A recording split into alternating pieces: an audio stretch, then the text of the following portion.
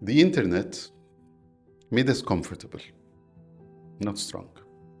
If the internet disappeared for 24 hours, most people wouldn't lose money, they would lose themselves. Not because they need Google, but because they have forgotten how to sit without being fed. And that's not an insult, that's an observation. We live in the most connected era of human history. Messages travel instantly, answers arrive before question finish forming, and yet people are more anxious, more distracted, and strangely less capable, not less intelligent, because capability is not knowledge. Capability is what remains when systems fail.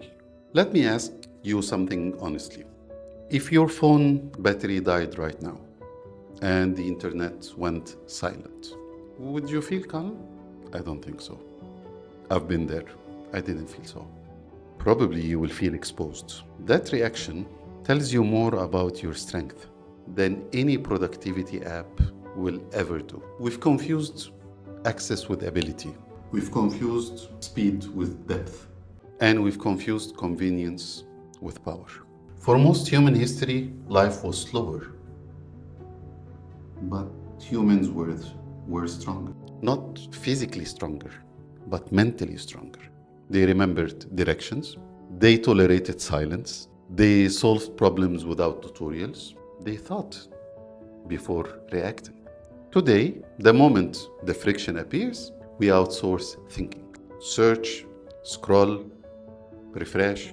And here is the dangerous part, that this dependence doesn't feel like prison.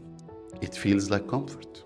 It feels like, why remembering if I can save it? Why decide if I can make a poll? Why think when I can ask? And slowly, the muscle weakens. Not because you're lazy, but because you're never required to carry weight. Silence used to be normal. Now silence feels like something is wrong. People sleep with videos playing next to them. We eat with screens glowing. We walk with headphones sealing reality out. Not because we love content, but because stillness scares us. Because stillness exposes unresolved thoughts. And instead of integrating them, we drown them. The cost of being always online is not time, it's identity erosion. When your attention is constantly pulled outward, your inner compass stops calibrating.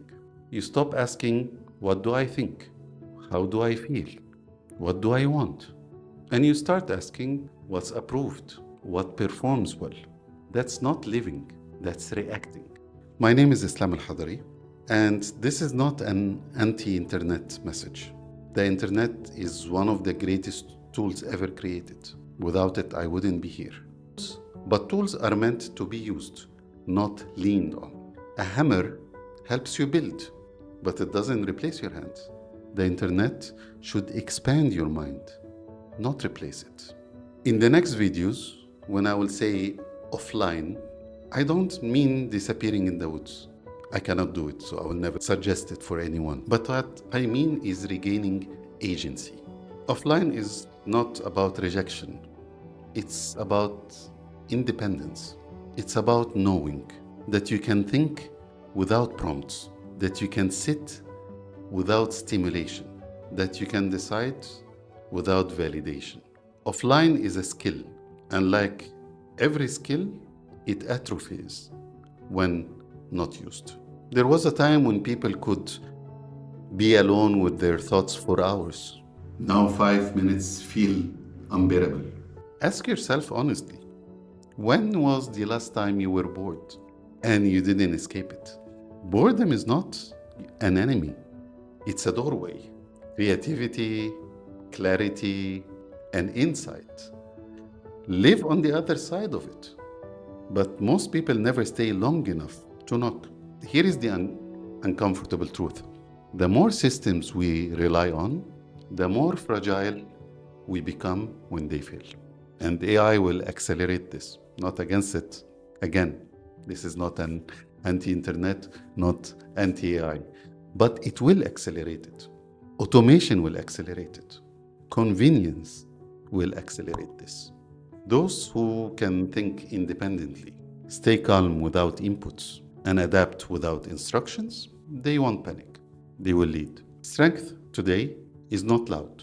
It's not busy. It's not constantly visible. Strength is focus, stillness, self-trust. Strength is being able to disconnect without feeling like you disappeared. Not saying go quit the internet. You don't need to do this. But you need to stop letting it define your nervous system.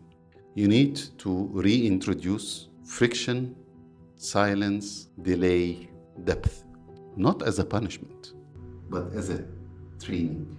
The future doesn't belong to the most connected people.